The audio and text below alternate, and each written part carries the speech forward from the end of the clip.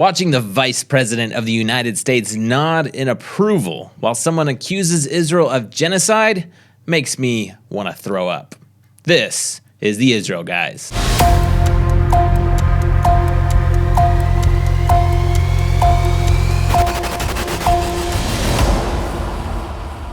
Welcome back to the Israel Guys, where we believe that in a world of negativity and fake news, you should be connected to the true and authentic stories of Israel. Luke, it's glad to be with you. I'm glad to be with you today. We got a lot to talk about. But first, guys, if you're out there and you haven't subscribed yet, go ahead and subscribe, ring that notification bell, and leave us a comment. We'd love to hear from you.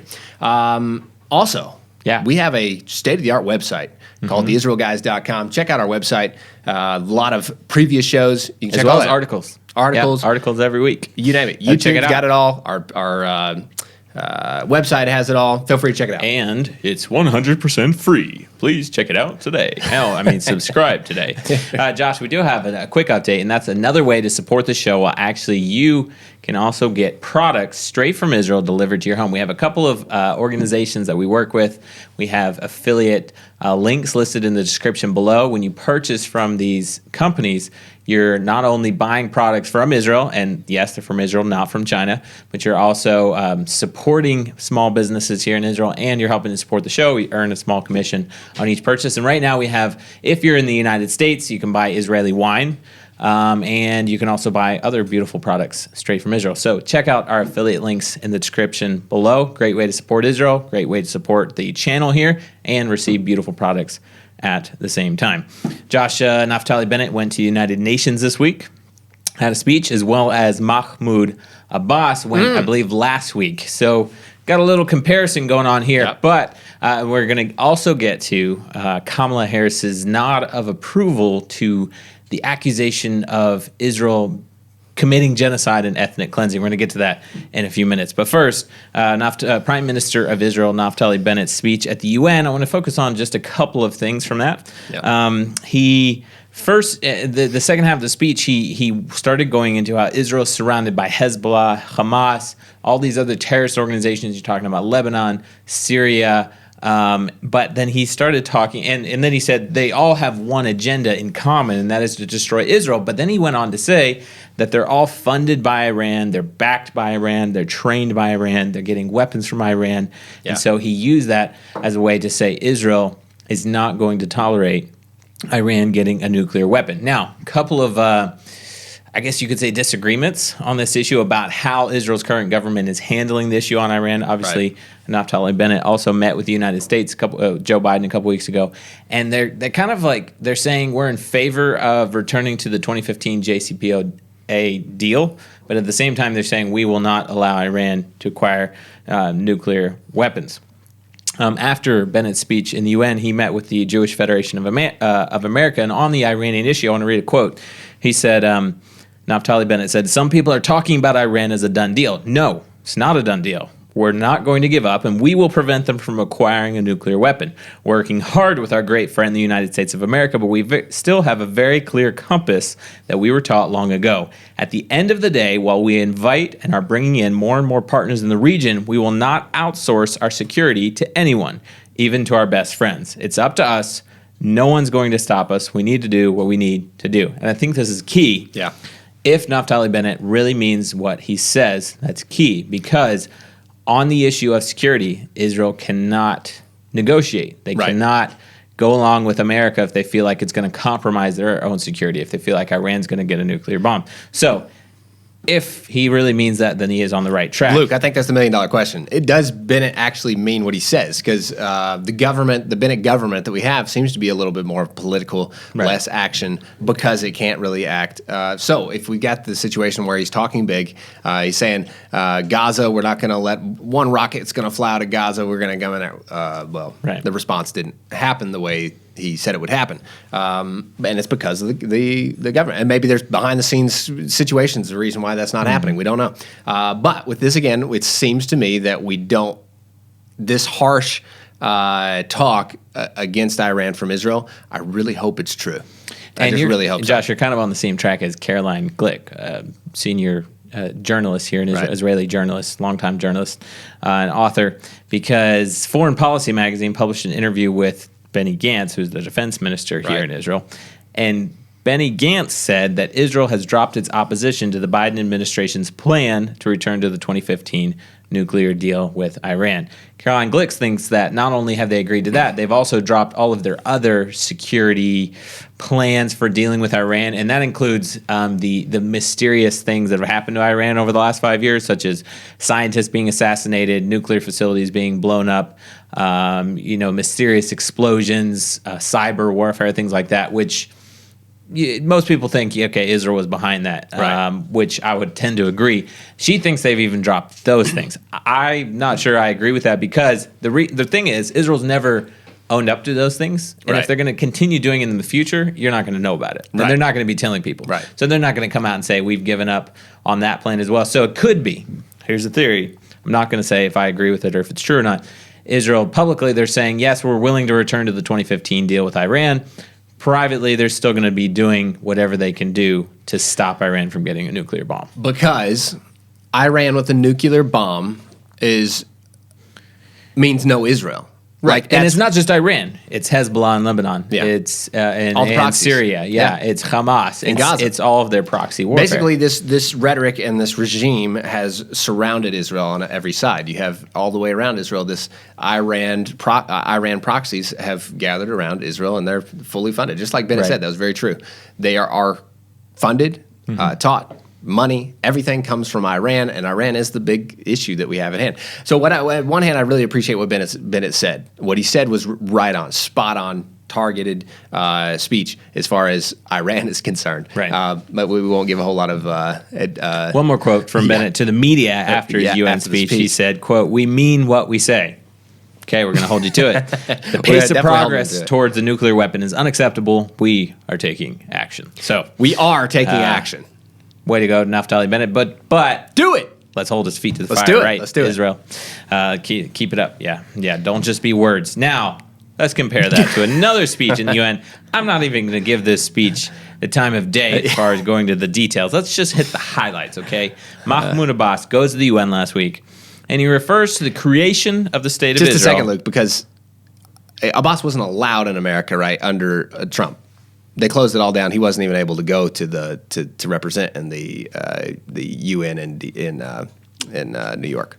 I don't believe he was even supposed to do that, right? Well, I don't know. under this I know new- they shut down the PLO offices in Right, I Washington, know they DC. for sure they Yeah, shut down for the sure. PLO offices. So everything. So now this is a flip on its head from the other administration, and now this is what we've got. Goes to the UN. Open Mahmoud floor. Abbas, Mahmoud Abbas. chairman of the Palestinian Authority, goes to the UN, opens his speech, and he calls the creation of the state of Israel a catastrophe. Okay? He doesn't call 1967 a catastrophe, the creation of the state of Israel. 1948. Some highlights from his speech included rewriting history, rejecting criticism of the PA pay-to-slave program where they pay murders, Yeah. and telling some lies. Okay, those are just the highlights. He quote said, "This year marks the 73rd anniversary of the Nakba." Nakba is the catastrophe. According to Palestinian Media Watch, means catastrophe, and it's the Palestinian terminology used to refer to the creation of the state of Israel in 1948.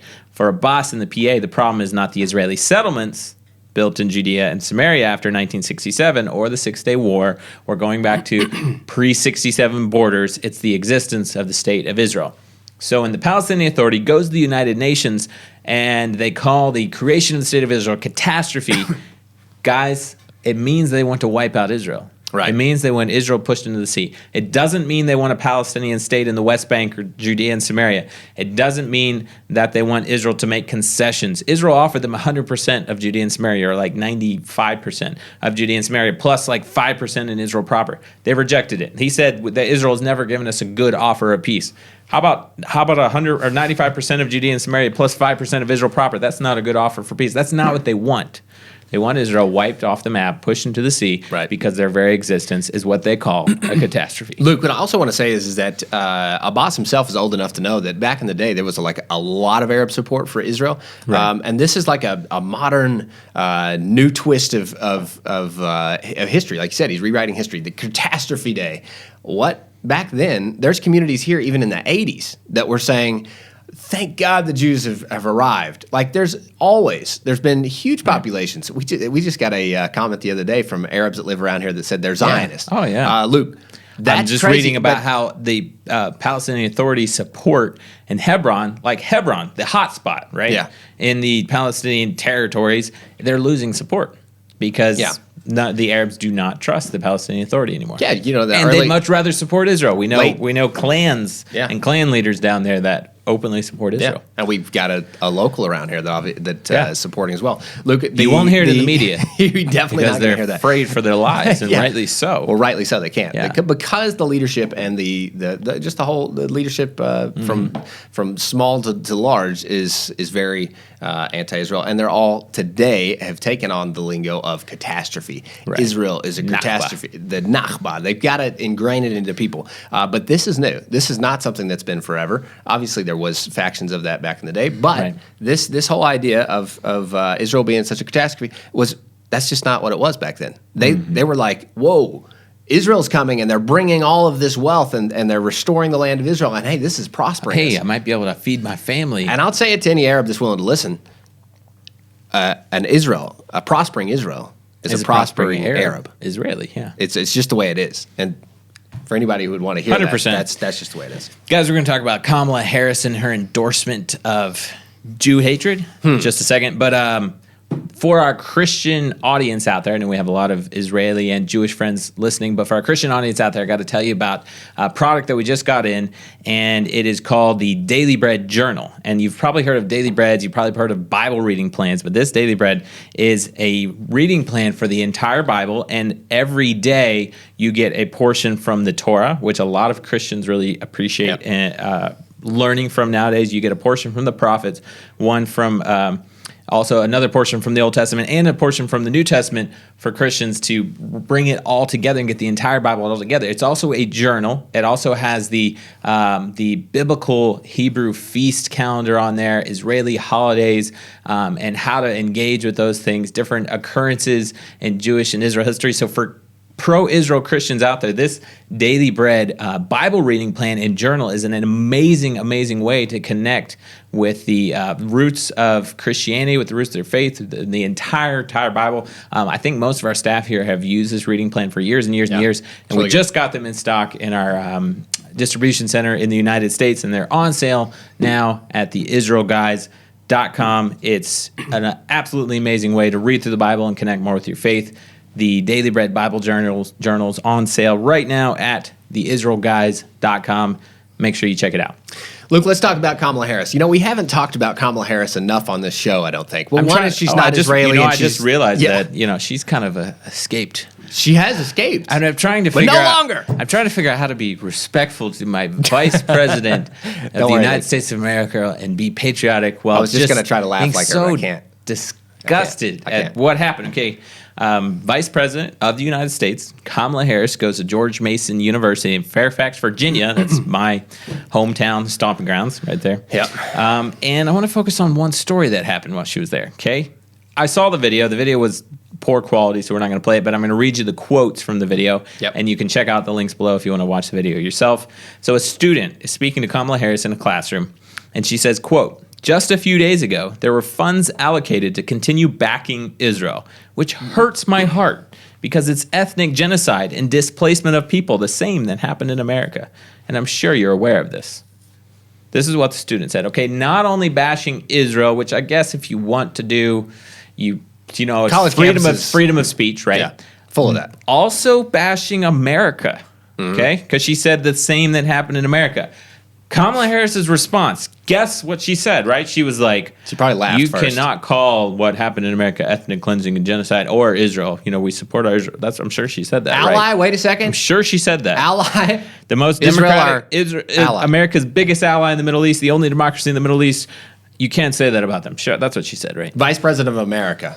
Without addressing directly what the student said, Kamala Harris said that she was, quote, glad that the student was not afraid to express herself and express her grievances.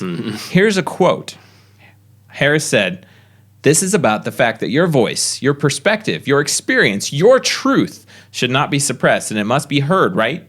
And one of the things we're fighting for in a democracy, right? Right. Let's just say two wrongs. Not the truth. Yeah. Your truth. Your perspective. What else you said? Democracy. Your voice. Your voice, yeah. And she went on. She said, quote, unity should never be at the expense of telling anyone personally that for the sake of unity, oh, you be quiet about that thing. You suppress that thing. Let's not deal with that thing. That's not unity. True unity is everyone in that room has a voice. And if you want to have a voice to call the Jewish people in the state of Israel that to tell lies about them, that they've committed genocide and committed ethnic cleansing, if you want to have a voice and say that that's also happened in America, tell those lies. That is your truth. Your truth. Because whatever your truth is your truth. It's not the truth, but it's your truth. And as the vice president of America, that's okay. America's bad. Israel's bad. They're genocidal. Greatest ally in the Middle East. That's fine. If that's your truth to believe that about them, that's totally fine. I'm the vice president of the biggest superpower in the world. She talked about pluralism should be cherished. She did not call out the accusations of genocide. And she said, quote, the point that you are making about policy that relates to Middle East policy, foreign policy, we still have healthy debates in our country about what is the right path, and nobody's voice should be suppressed on that. Okay, if you want to say that America should not be sending aid to Israel, that's fine. You know, there's a lot of pro-Israel people that actually have that same perspective. It's just the idea that, like, America first, then allies second. How about that? That's okay. If you want to believe that, fine, okay? There's like a red line, Luke, and it's like right here. It's like this huge red line that they just run right over. Well, and they kind of went like a long way past it. Yeah. Ethnic genocide? Right. But accusing America's greatest ally in the Middle East of genocide and ethnic cleansing, that's like mass murder and killing people, right? Just for the sake, because you don't like him. That's basically what that definition is. 110% lie. Yeah. And the vice president of the United States refused to call it out. Well, how would the vice president not know that that's a lie? She knows it's a lie. Of course she does. She knows it's a lie. She's been on it. Well, actually, who knows what meeting she's been a part of. I don't know if they let her in much, but she definitely knows that is a lie. State of politics in the United States right now. One person created a viral firestorm online. One person tweeted, quote, Kamala Harris supports a student who accuses Israel of ethnic genocide. There goes Kamala doing what she does best, supporting terrorists and insulting allies. That's pretty, wrapped it up pretty well. That's a pretty good quote. Guys, we are proud to be an American. I am proud to be an American sometimes. Just the state of things right now and the state of leadership in the United States right now that I'm not always proud of. Yeah. And as Americans, we have to call it out. Okay? Yeah. We have to call out, this is the truth. This is the truth. What they said was total lies, and the second highest leader in the United States failed to call it out, refused to call it out, and thereby actually endorsed it. Guys, I just did a video just the other day. We outlined this exactly. We said what the IDF is one of the most moral armies in the entire world. We have situations here in Israel where their enemy is intentionally mixing with civilians to cause civilian death, and Israel is trying to get around those civilians to take out those terrorists. Right. Israel itself is literally, it is way up on the list and goes to the nth degree to save civilian life. Mm-hmm. And that goes from, I was just reading a New York Times article where they're like, and Palestinian civilians again died and this and that. You missed the point completely. Mm-hmm. The point is that Israel has a vicious enemy, Iran and its proxies, that are trying to annihilate Israel, and Israel is defending itself. With or without your support? With or without American support, they're going to defend themselves.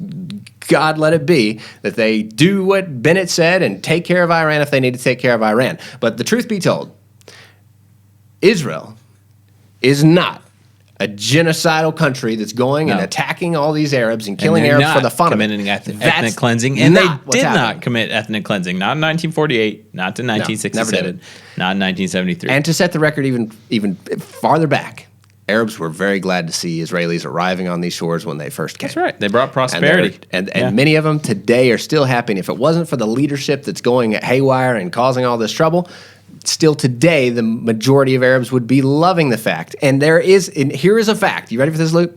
I'm ready. The Arabs that live in and around Israel, within Israel's borders, say Judea, Samaria, Gaza, they are way better off than any Arabs in the rest of the Arab world. It's true. These are the Arabs 100%. of the most finances, wealth. These are the Arabs that are doing the finest. right here. Okay, if you just heard that for the first time, leave us a comment and tell us you just heard that for the first time, because I want that to sink in that that's the truth. That is truth. Very true. You can't get around it. That's Josh, the truth.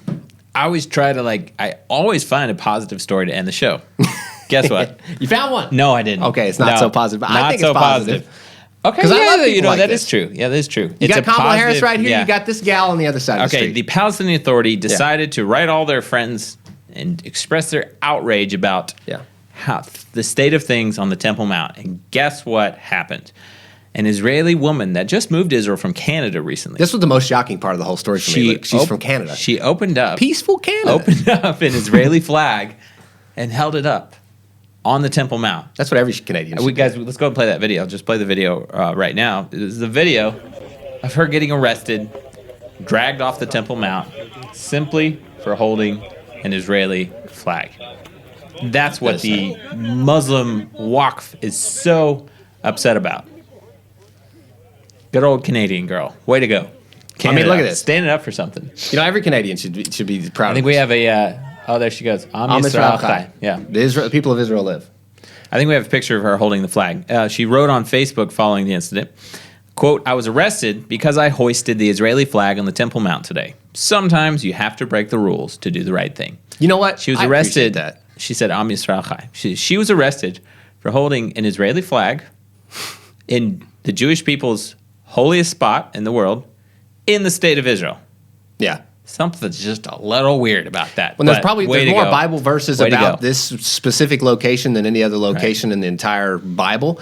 And you can't even raise an Israeli flag there. Okay, with the King David, King David himself, he's the one who bought the place, right?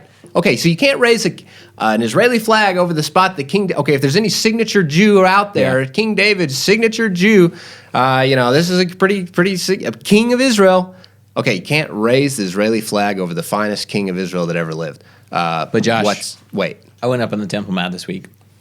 Things are way better than they were, and we can only continue to hope and pray that they will get better. But it takes actions of people like this to actually raise the Israeli flag to help get things to a better place. Yeah. So way to go. Way to go. And let's say this, Lauren Isaac. Lauren, I was just looking for her name. Lauren Isaac. Way to go, Lauren from Reach out Canada. to us. I want to meet Lauren Isaac. That's right. Okay, if Lauren Isaac sees this, let's just reach out. We got to find this gal and tell her how much we appreciate her. Her Zionism is fantastic. We appreciate that stance of Zionism that Lauren took. Guys, check out all the links to all the facts and things that we talked about in today's show in the description below. Let us know what you think in the comments. And tune out the fake news and tune into what's actually happening right here in the land of Israel. Hi guys, thanks so much for watching. 2 quick things before you go. 1, smash that subscribe button. Make sure you hit the notifications bell so you don't miss out on any more of our content. Secondly, if you want to help us produce more stories and authentic truth straight from Israel's heartland, you can do so at patreon.com/theisraelguys or at our very own website. It's theisraelguys.com. Both links are in the description below.